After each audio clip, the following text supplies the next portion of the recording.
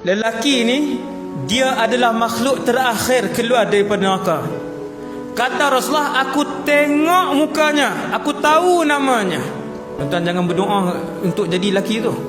Dia lelaki terakhir. Kadangkala api neraka menyambar-nyambar, lalu mengelak dia naik sirat. Sirat tetap kena naik, sirat tetap kena lintas. Semua orang termasuk Rasulullah sallallahu alaihi wasallam melintas sirat. Dia pun naik sirat. Kata Rasulullah, yamshi marrah wa yahbu marrah. Kadang berjalan, kadang merangkak, kadang meniarap dia. Akhirnya sampai, bukan masuk syurga, depan pintu syurga, jauh lagi. Bila sampai melapasi neraka Jahannam, sebab sirat dibentangkan oleh Allah di atas neraka Jahannam. Titian sirat yang panjang dia berapa puluh ribu kilometer tu, wallahu a'lam, dia bau wangi-wangian daripada syurga. Dia ingat dekat. Kata Rasulullah, wangi-wangian itu dihidu 500 tahun sebelum sampai. Lelaki terakhir ini adalah manusia termiskin di dalam syurga Allah. Kedudukan dia paling last sekali, paling susah. Ni lelaki ni, dan dia sampai, dia tengok bukan dalam syurga, luar pintu syurga, luar. Sebuah pohon yang begitu rendang, dia nampak ada sungai di bawah pohon tu. Apabila lelaki ni sampai di situ, Allah Subhanahu wa taala menyambut lelaki tu. Siapa tuan-tuan yang Allah sambut itu? Siapa? Manusia yang paling bawah kedudukannya dalam syurga. Maksudnya kalau yang lain Ustaz, kalau yang lain lebih disambut oleh Allah. Dia kata, ya Allah, boleh tak dekatkan aku dengan pohon itu? Aku nak berteduh di bawah pohon rendang itu, dan aku nak minum daripada air segar yang mengalir, sungai yang mengalir di bawah pohon itu. Wahai anak Adam, kata Allah, adakah kamu boleh berjanji bahawa kamu takkan minta selain daripada itu? Dia pun berjanji, ya Allah, aku berjanji, aku tak minta dah. Bila sampai di situ, dia tengok di depan ada pohon yang lebih besar. Oh, silap dia kata, manusia. Hadis ni hadis sahih. Bila dia minta kali kedua, Allah pun tanya kepada dia, ya bna Adam, wahai anak Adam, alam tu'ahidni alla tas'alani ghairaha? Bukankah baru sebentar tadi kamu janji tak mau minta yang lain? Diam. Panggil orang jahat, orang salah, tunjuk kepala, diam. Salah tak? Salah. Tapi dengan siapa dia minta? Rabbun Ghafur, Tuhan yang Maha Pengampun. Lepas tu dia pergi yang kedua. Sampai dia di pohon yang kedua, dia tengok depan pintu syurga pohon yang lebih besar daripada pohon pertama dan pohon yang kedua. Tuan-tuan, waktu tu juga dia kata, ya Allah, boleh tak nak pohon yang tu?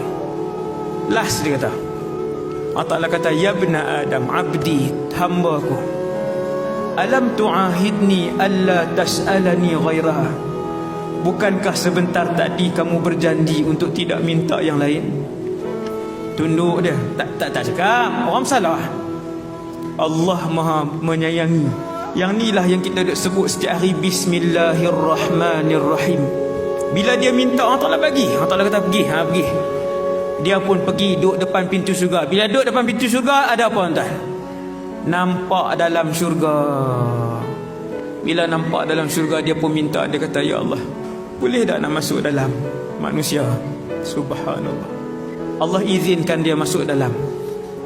Lalu setiap orang bila dia masuk syurga, kata Rasulullah, dia tahu di mana rumahnya lebih daripada dia tahu rumahnya di atas muka bumi.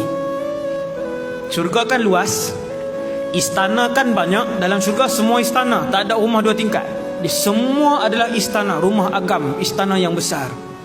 Setiap orang bila dia masuk syurga, dia tahu di mana syurganya. Nabi sebut lebih daripada dia kenal rumahnya di dunia. Tak payah beritahu. Laki ni masuk, dia pun pergi. Fawajadaha mal'ah, kata Nabi, dia mendapati syurga telah pun penuh. Dan sebenarnya Allah sengaja bagi dia nampak macam penuh. Tuan-tuan, maksudnya apa tuan? Allah sedang bergurau dengan lelaki ni. Fayukhayyalu ilaihi annaha mal'ah. Tu saya baca teks dia tu, hadis sahih. Diperlihatkan sengaja, Allah Ta'ala tunjuk seolah-olah penuh. Dia pun keluar, dia kata, ya Allah, penuh. Lalu Allah Ta'ala kata, masih banyak, masuk. Dia pun masuk kali kedua, dia tengok rumah ni istana ni ada orang. Dia pun keluar.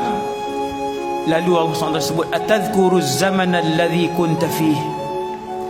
Bila dia keluar kali yang ketiga, Allah Ta'ala tanya dengan dia, adakah kamu ingat dulu waktu kemewahan kamu hidup di dunia dulu? Ingat tak dulu macam mana manusia mewah? Cuba kamu ingat dan bayangkan kehidupan termewah ketika kamu hidup dulu siapa? Dia pun bayang.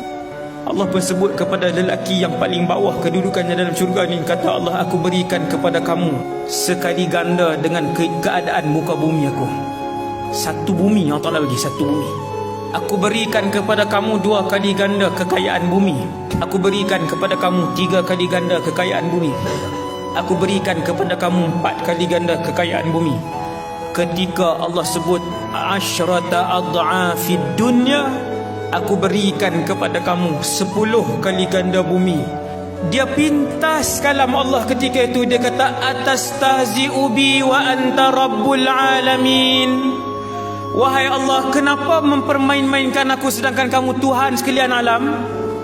Apa duk perli-perli macam ni ni? Dia ingat Allah perli dia, yang Allah bagi tu,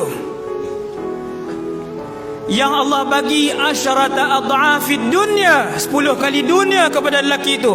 Dia ingat Allah main-mainkan dia, sampai dia hentikan perkataan Allah. Dia kata, kenapa pemainkan aku, perli-perli aku? Wa anta rabbul alamin, kamu Tuhan sekalian alam.